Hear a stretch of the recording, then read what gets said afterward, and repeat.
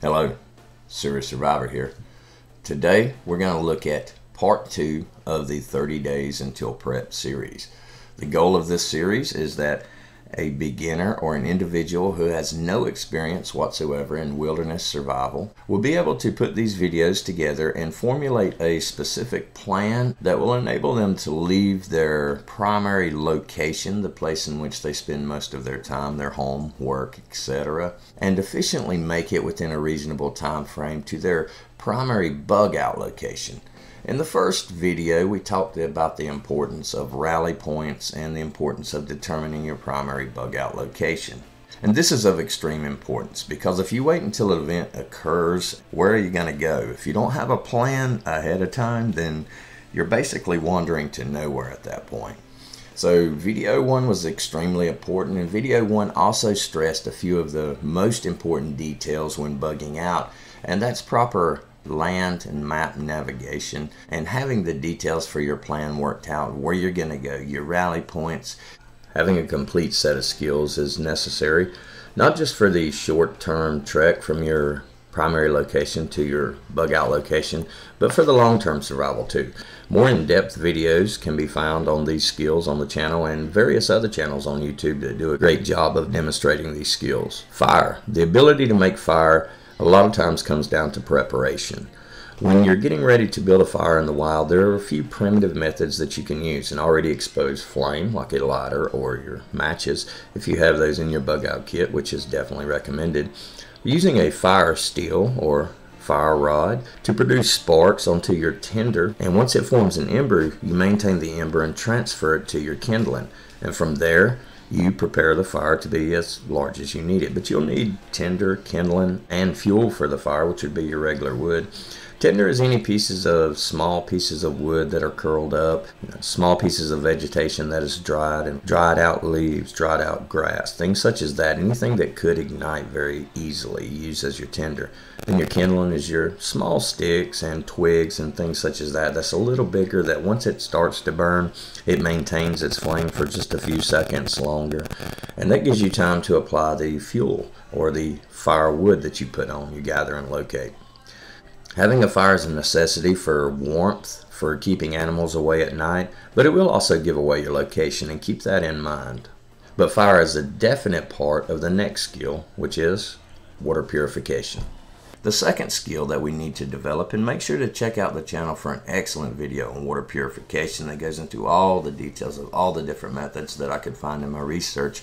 But when you have no tools, when you have no water filters, purification tablets, purifiers of any type, then we're once again left with a limited number of options. The first, best, and most reliable option is to boil your water. And this once again falls back on the ability to make fire. If you can't make fire, then you can't boil your water. So making fire is a primitive yet primary skill. It's one you must master. Now, boiling water will kill the majority of any type of pathogens, any type of biological contaminants you may find, organisms, microorganisms. Boil your water for at least 10 minutes. Now, if you're high above sea level, you're going to want to add an extra minute for about every 1,000 meters you are above sea level. Remember, if you're going to boil your water, that you're going to want to filter it first to try and remove as many of the solid contaminants as you can without it. Another method, if you have time to kill, is the solar still. This is a time-consuming method. It's not going to happen in 30 minutes or an hour. But here you see a picture of a solar still, and we talk more about the solar still type in the water purification video, so check that out. There's a homemade bark filter that you can use in the woods, but this isn't very effective. If you suspect the drinking water is fairly clean, then this method can help you filter out some of the larger contaminants, but it's not going to take out your biological, radiological, or chemical contaminants. Be aware of that. Remember, when in doubt, boil. Can't go wrong boiling your water. It's going to work, with the exception of radiological contaminants. Shelter. In the wild, there will come a time when you will need to build shelter. There are many types of shelters that can be built. And this is pretty much limited only to your imagination and your ability to cut wood, work with wood, and if you have rope, line, or if you can create some type of fastening devices such as rope that you make in the wild, vines, things such as that. Now remember, some things about a shelter is when you're forming a shelter just to keep you safe for the night or to keep the inclement weather off you until you can begin your travel again, you're not necessarily going to be building a permanent thing, but you don't want your shelter too close to a water source. And what I mean by that is if you're in an area that's in, say, the foothills or the mountains, don't put your shelter down on a creek bed, at the side of a creek, at the side of a river, because a lot of mountains, especially in the southeast United States, are subject to thunderstorms almost every day. And this does cause some random, I hate to use the word flash flooding, but the creeks do gain a lot of water and their level goes up pretty high for a few hours at a time. If you're too close to the water's edge, then your shelter will be flooded out. Also remember, the closer you are to the water, the closer you are to the animals that drink from the water, which may be good for hunting, but could be bad for things such as snakes and other predators, mosquitoes, bugs, and other insects that can carry disease and sickness. Your shelter, you don't want to put it too high up. You don't want to be on the mountain peak. You want to be somewhere about 2/3 the way up or about half the way up of the foothill that you may be on. In a plains area, just find an area that you can conceal your shelter. One of the important things is also your shelter should be somewhat concealed. You don't want it to be out in the open to where someone from 300 yards away could view this. First aid. First aid is more than a skill. For some people, it's a way of life. For some people, it has made the difference between life and death. First aid is necessary as far as being able to treat and recognize some of the minor wounds and sicknesses, because even a simplest cut that you could get on your hand, your foot, or your arm, or anywhere can turn into a very serious infection, which can lead to death. What do we do when someone gets cut? How do we stop the bleeding? How do we treat a concussion? How do we properly bandage a sprain or a strain? What's the difference between a sprain or a strain or a fracture or a break? So having a basic knowledge of first aid is a necessity, because bugging out in the woods, if you've spent a lot of time in the wilderness, as I have, I've grown up in the mountains, I've grown up in the woods, hunting, fishing, and I can't count the number of times that I've twisted my ankle, I've cut my arm, I've cut my hand, I've injured myself slightly on things, crossing rivers, crossing creeks. Sometimes you slip, sometimes you fall. I've even broken my ankle one time and had to hike out. So being able to properly treat small, minor injuries is not only a necessity, but it's a lifesaver. And it will make the difference between whether that young child survives this fever that they've caught or whether they succumb to it. So remember, it's not just your safety that's at risk in this area, it's everyone that's with you. Food recognition. In addition to small game, which is easily recognizable as a food source, there are a lot of different plants and vegetation that also makes excellent food sources. There are thousands of types of plants in the United States alone that are edible and even medicinal. So this is an area that's going to be specialized towards where you are, where you're at in the country, and where you're going.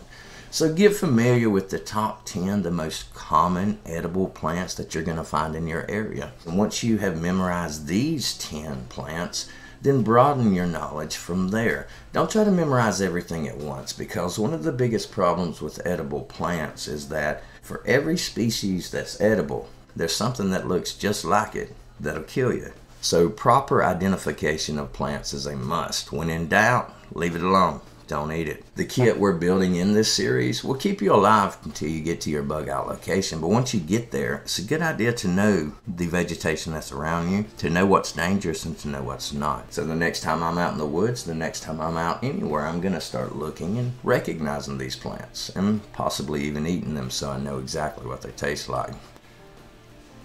Land navigation. Land navigation goes back to the first video. And watching the first video, we see the importance of being able to navigate using a compass and a map. Using a compass and a map is actually quite simple. And we're trying to keep things short in this video to just look at the skills we need to develop. On the channel there are videos on land navigation with and without a compass. This is a very crucial part of any bug out plan, because if we don't know which way we're going, then we're never going to get to where we want. So land navigation is just as important a skill as any of the other skills mentioned. And the last category.